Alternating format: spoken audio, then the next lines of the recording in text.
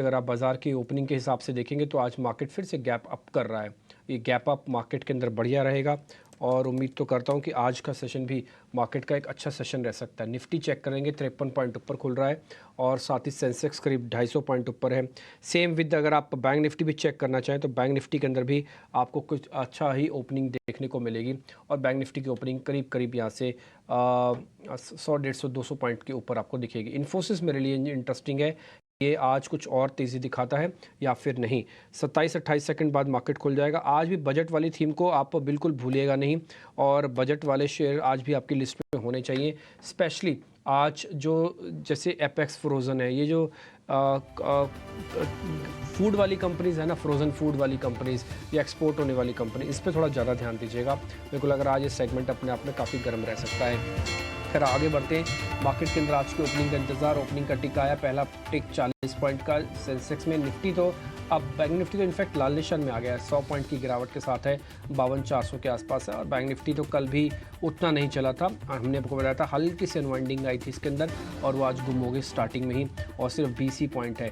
इन्फोसिस का असर खाली इन्फोसिस तक या IT तक ही है, बस ये चेक करना है। इसलिए मेरा मानना है कि आज इन्फोसिस और IT को अलग पैदान पे छोड़ दीजिए, उसके बाजार अलग तरीके से चलेगा। और देखते देखते निफ्टी ने अपनी सारी बढ़त आज शुरुआत की खो दी है। कई बार क्या होता है, एक्सचेंज ऑफ हैंड्स भी होता है स्टार्ट में, आप इसको ऐसा ना सोचें कि एकदम से वीक हो रहा है। और ये भी हो सकता है फ्राइडे का सेशन है कि भाई आज प्रॉफिट बुकिंग मार्केट के अंदर रहे, क्योंकि थोड़ा एडजस्टमेंट्स है। फिर अब सोमवार को तो सीधा बजट से एक सेशन पहले ही खुलेंगे। तो आज मार्केट के अंदर ना कोई बड़ी पोजीशन आप मत बनाइएगा, जो बना रखा सिर्फ उसी को संभालिएगा। आइदर लॉन्ग आइदर शॉर्ट जैसे भी आपने बनाई हुई है उसको सिर्फ चेक एंड बैलेंस कीजिएगा। ज़्यादा ट्रेड इसमें मार्केट के अंदर लेने की ज़रूरत नहीं है। 150 पॉइंट इसमें नीचे आ चुका है बैंक निफ्टी और देखते देखते निफ्टी के अंदर 26 पॉइंट की गिरावट है। इंडिया विक्स अभी स्टार्टिंग में चला नहीं है, स्टार्टिंग में वो भी टूटा है और वो भी करीब 1.5% टूटा। आज मार्केट में कुछ ज़्यादा ही जल्दी दिख रही है हर चीज़ की। आप देख रहे हैं स्विंग बहुत फास्ट आया, शुरुआती स्विंग भी करीब 100 पॉइंट का आ गया। निफ्टी के अंदर खुला 40 पॉइंट था, वापस ऑलमोस्ट 40 पॉइंट नीचे हम आ चुके हैं। ये 80 पॉइंट का स्विंग मात्र 1-1.5 मिनट के अंदर ही मार्केट के अंदर क्रिएट कर दिया। तो इसका मतलब है कि मार्केट के अंदर वॉलिटिटी इवेंट से पहले की जो हमको एक्सपेक्टेड थी वो अपने चरम पर अब जाती हुई दिख रही है। हालांकि वो लेवल्स में कन्वर्ट नहीं हो रही। मेरे को बड़ी हैरानी हो रही है कि अब तक इंडिया विक्स 15 के पार क्यों नहीं हुआ। शायद इस इवेंट नॉन इवेंट की तरह तो नहीं ट्रीट करना चाहता वो। अगर ये नॉन इवेंट की तरह ट्रीट कर रहा है तो फिर आप ये सोचिएगा कि आपने बहुत उम्मीदें लगाई हुई हैं बजट से, कि बजट में ये, बजट में वो, बजट में फलाना, बजट में ढिकाना, तो फिर आपको थोड़ी कैलकुलेशंस के साथ चलना पड़ेगा। अगर इंडिया विक्स नहीं बढ़ रहा है इवेंट से पहले तो ये फिर इसको नॉन इवेंट की तरह ट्रीट कर रहा है। देखिए आप एक लेवल से भी समझ सकते हैं कि मार्केट के अंदर क्या। और मैं जितना थोड़ा ऑब्जर्व भी करता हूँ सोसाइटी से भी, तो मेरे को ऐसा एक्साइटमेंट बहुत ज़्यादा बजट की बहुत अलग अलग चैनल्स पे, पेपर्स पे, इन सब पे भी नहीं दिख रही है, क्योंकि ऑलरेडी ये सेकंड बजट है। साल का पहला इंटीरियम ऑलरेडी हम देख चुके हैं और मेरे को लगता नहीं सरकार इंटीरियम बजट की लाइन को चेंज करेगी, उसी लाइन पे चलेगी। तो इसलिए एक राउंड की इन्फॉर्मेशन ऑलरेडी सिस्टम में पहले से लोगों के पास पड़ी हुई है। खैर एनी हाउ आगे बढ़ जाते हैं। मैं इस बजट वाली थीम से बाहर निकलता हूँ। इंडिया विक्स फाइनली आ ही गया हरे निशान में। जो मैंने शुरुआत में आपसे कहा ना कि 1.5% नीचे क्यों है, इसको तो ऊपर आना चाहिए। फाइनली वो ऊपर आ चुका ½ और जैसे ही 15 पार करेगा ये धीरे धीरे करके अपनी बजट वाली फियर को धीरे धीरे करके आपको नोटिस कराएगा।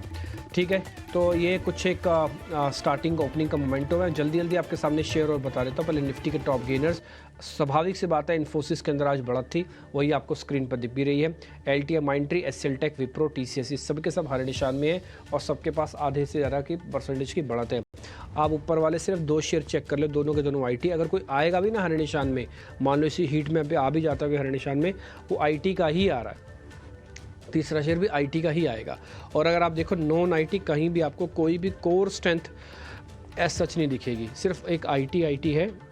और उस इन्फोसिस में भी, उसमें भी इन्फोसिस की। एक बार IT का इंडेक्स दिखाओगे आप, निफ्टी IT का इंडेक्स, और साथ ही एक बार ना जरा बैंक निफ्टी का भी दिखाना, और एक बार जरा एडवांस डिक्लाइन भी आज शुरुआत में ही दिखा दूँ। आप शुरुआत में एडवांस डिक्लाइन भी दिखाइए। 1 मिनट के लिए हीट मैप से बाहर आ जाइए, 1 मिनट के लिए हीट मैप से बाहर, बने बनाए फॉर्मेट पे मत जाओ। IT के अंदर आया 1.5% तक की तेज़ी है। एक बार आप एडवांस डिक्लाइन दिखा सकते हो इसी के अंदर ही, नहीं दिखा सकते तो देखते थोड़ा टाइम लीजिए, आप इसको अंडर एडवांस डिक्लाइन और दिखाइएगा। एक और चीज़ इन बिटवीन में जब तक आपको बता देता हूँ कि निफ्टी में मैं 200 तक शेयरों में जा रहा हूँ ना, वहाँ पे भी मेरे को IT का ही बोलबाला दिख रहा है। मैं एग्जांपल बताता हूँ, ओरेकल फाइनेंस, आपको एग्जांपल दिखाता हूँ, एम्फेसिस, तो ये शेयर्स भी आपको वहीं पर दिख रहे होंगे, विप्रो भी आपको दिख रहा होगा, है ना। एक और चीज़, परसिस्टेंट के अंदर आज 7% की गिरावट है। ये आपके सामने एडवांस डिक्लाइन की रेशियो, ऑलरेडी 150 शेयर आज नुकसान में है। यानी कि बड़ा हिस्सा ऑलरेडी आज शुरुआत से ही प्रेशर में है। और अब देखते देखते निफ्टी के अंदर 50 पॉइंट की गिरावट आ चुकी है। कल हम करीब 100-150 पॉइंट बढ़े हैं। बाज़ार कहीं नहीं जाएगा, बाज़ार वहीं का वहीं रह रहा है, लेकिन आपको इतनी ज़ोर से जोल्ट करा रहा है कि बस आप अगर कमज़ोर हैंड्स वाले हैं तो आपको फ्री करके बाहर फेंक देगा, अगर मजबूत हैंड्स वाले हैं तो फिर आप मार्केट को मैनेज कर जाओगे। कुछ मिला के कुछ ऐसा ही मार्केट के अंदर होता हुआ दिख रहा है। अब हम जरा छोटे मझोले शेयर्स की तरफ, हीट में वापस आपको स्क्रीन पर आ जाएगा और दूसरा ओपनिंग के ट्रेड लेना शुरू कर रहे हैं। ठीक है। सिर्फ आईटी की बदौलत आप देख रहे हैं कि जो 40-50 अंकों की जो नरमी है ना, अगर आईटी से सपोर्ट नहीं होता शायद और कम होता, क्योंकि अकेले जो कंट्रीब्यूशन है इन्फोसिस का वो है करीब करीब 40-50 अंकों के आसपास का तेजी में। 4 दिन बाकी हैं बजट में, बजट का पूरा एक्शन आपको दिखेगा और रेटिना स्वदेश आज मना भी रहा है बजट महोत्सव। बजट 2024 ग्रोथ की उड़ान के लिए आप तैयार रहिए, रेटिना स्वदेश ये सुनिश्चित करेगा। लेकिन चलिए कुछ जो छोटे मझोले शेयर है उसमें अगर आप नजर डालें, इलेक्ट्रॉन इंजीनियरिंग ये शेयर आज 10% ऊपर है। एक शार्प अप मूव है वीएसटी इंडस्ट्रीज के शेयर में, यहां पर भी हम देख रहे हैं कि 10-10.5% के आसपास की तेजी है। एमटीएनएल लगातार मोमेंटम में है, पिछले 5 दिन में 50% से ज्यादा चढ़ा था, आज भी ये चल रहा है, 70 रुपए का भाव हो गया है। और टेलीकॉम मंत्री ने कहा है कि बॉन्ड के पेमेंट पर कोई डिफॉल्ट नहीं होगा, सरकार ने पैसे दे दिए हैं जी, वो तो पहले से ही आ रही है, उसमें कोई नई चीज नहीं है।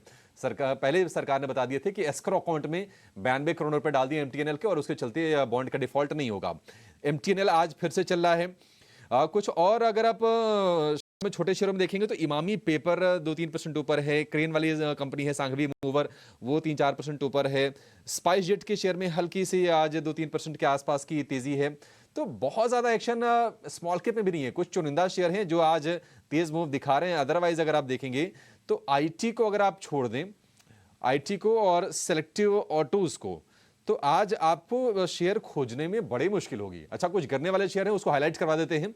अपोलो टायर देखिए 7% नीचे है, बहुत तेज रफ्तार से चला था पिछले 2-3 दिन में और आज 3 दिन की रैली को आज एक ही दिन में कंपनी ने गंवा दी है। इसके अलावा अगर आप ऑटोज में देखेंगे टायर में तो एमआरएफ में भी आज कमजोरी है 3% के आसपास की। एमसीएक्स चला हुआ था, एमसीएक्स में थोड़ी थोड़ी प्रॉफिट बुकिंग आ रही है। गेल में भी तेजी हमने देखी थी।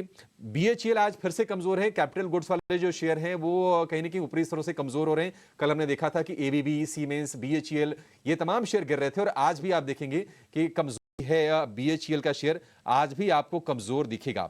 निफ्टी के 50 में से इस वक्त 41 शेयर जो हैं लाल निशान में है, सिर्फ 9 शेयर मजबूत हैं और उन 9 शेयरों में अगर आप देखेंगे तो 5 तो आपको आईटी के दिखेंगे।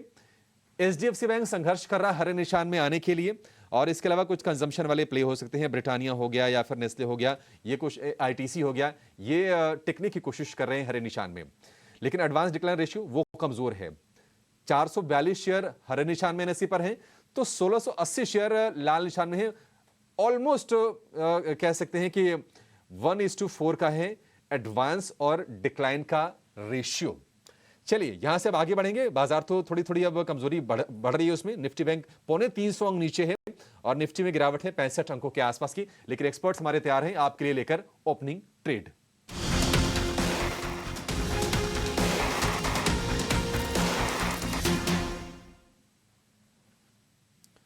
ओपनिंग ट्रेड की शुरुआत आदित्य आपसे करेंगे, बताइए क्या स्पॉट किया है बाजार में आपने? देखिए मुझे इमामी पसंद आ रहा है। इमामी में एक बुलिश व्यू नजरिया बना सकते हैं but level based approach follow करेंगे। इमामी आज का हाई 815 क्रॉस करता है तो इसको बाय किया जा सकता है। स्टॉप लॉस लगाना है 795 का और टारगेट रहेंगे फिर 840 से लेके 860 के। बट एक बार जो ट्रिगर है 815 वो क्रॉस हो जाए फिर ही बाय की सलाह रहेगी। 840 और 860 के टारगेट होंगे इमामी में। आप ये जान लीजिए कि ये ग्रामीण भारत वाला भी प्ले है इमामी, रूरल प्रेजेंस इनका जो है वो ज्यादा है और कहीं ना कहीं मॉनसून भी ट्रिगर बन रहा है इस कंपनी के लिए। इमामी में हमने देखा है कि एक डिसेंट से मूव बनी है, पिछले महीने भर में 10-12% की तेजी ऑलरेडी इसमें आ चुकी है, लेकिन अभी ये शेयर और चलेगा ऐसा मानना है आदित्य जी का। अंशुल जी आप बताइए सर, आपको बाजार में क्या मिला है, क्या खरीदने की सलाह देंगे? अभिषेक जी धन्यवाद से स्टार्ट करूंगा। आपने आइडेंटिफाई कराया था 5 जुलाई को वीएसटी इंडस्ट्री 4050 में, तो आपके शो पे और अपने क्लाइंट्स दोनों को मैंने बाय दिया था। आज 4600 रुपए हो गया है स्टॉक, ऑलमोस्ट 15% बढ़ गया है, तो वहां पे प्रॉफिट बुकिंग करना चाहिए। और आईटी इंडेक्स की बात की हमने, 17 महीने का बेस ब्रेकआउट रीटेस्ट हुआ था और पिछले 1.5 महीने में रीटेस्ट के बाद 25% इंडेक्स चल चुका है और यहाँ से 10% और अपसाइड दिख रही है। तो उसी सेगमेंट से मिलते जुलते स्टॉक्स में बाय दूंगा। नौकरी, इसमें फ्रेश ब्रेकआउट दिख रहा है, पोल इंडिया फ्लैग पैटर्न का 12 दिन का फ्लैग था। 7020 पे बाय करना चाहिए।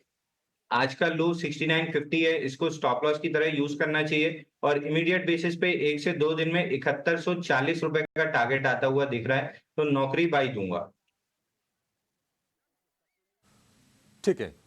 इन्फोएज यानी कि नौकरी.com 7025 का भाव है। अच्छा देखिए, बड़े साइज का शेयर होने के बावजूद भी इसकी ठीक ठाक रफ्तार रही है इन्फोएज की। इस साल में 35-40% के आसपास की ऑलरेडी आपको ये रिटर्न दे चुका है। 7,000 रुपए के ऊपर का भाव है इन्फोएज के, और आज इसने अपना 52 वीक हाई भी बनाया है ऑलरेडी। हम देख रहे हैं कि मोमेंटम में लगातार है ये। सुमित जी, आपका शेयर कौन सा होगा सर? अभिषेक जी, थोड़ा सा मार्केट में वीकनेस लग रहा है, तो मैं दोनों टाइप का देना चाहूंगा। देखिए, पहला लॉन्ग ट्रेड रहेगा एक्साइड इंडस्ट्रीज। देखिए, एक्साइड में काफी एक कंसोलिडेशन के बाद कल लास्ट मोमेंट पे हमें लग रहा था कि कुछ बाइंग अपॉर्चुनिटी मिली थी। देखिए, अभी भी सेम न्यू हाई की तरफ अप्रोच कर रहा है। 558 पे हमने इसको रेडार पे लिया था, अभी 561 चल रहा है, तो हमें लग रहा है कि आज का लो 552 का आप एसएल रखिए और 570 578 ये दो टारगेट्स के लिए हम बाय बना सकते हैं। दूसरा स्टॉक रहेगा बाटा इंडिया का। देखिए, यहाँ पे मल्टीपल टॉप बने हुए हैं, कंटिन्यू 3 दिन से रिजेक्शन मिल रहा है, तो वीकनेस यहाँ पे लग रही है। 15 हमें लग रहा है कि 1497 और 1483 ये दो लेवल्स के लिए आप इसे शॉर्ट कर सकते हैं। 1546 का एसएल रहेगा। ठीक है। एक्साइड इंडस्ट्रीज को भी आप बजट से वैसे जोड़ सकते हैं कि अगर इलेक्ट्रिक व्हीकल्स को इंसेंटिवाइज करने को लेकर बजट में कुछ भी ऐलान होता है तो एक पॉजिटिव ट्रिगर और बन जाएगा। और एक्साइड में हमने देखा है कि मूव भी ठीक ठाक आया है, ये शेयर अच्छे से चला है। ख़ास तौर से अगर आप इसको अप्रैल से जर्नी देखेंगे तो 300-325 रुपये के आसपास का भाव था और अब भाव हो गया है इसका 560 रुपये का। हालांकि 600 रुपये के ऊपर का भी हाई इसने बना है एक्साइड इंडस्ट्रीज़ ने। और दूसरा बाटा, ये सेल के रिकमेंडेशन है इस पर 1490 1483 के टारगेट के लिए सुमित जी की तरफ से। सुमित जी, ये बताइए कि आपका बजट का सुपर ट्रेड कौन सा होगा? आपसे ये पूछना रह गया था।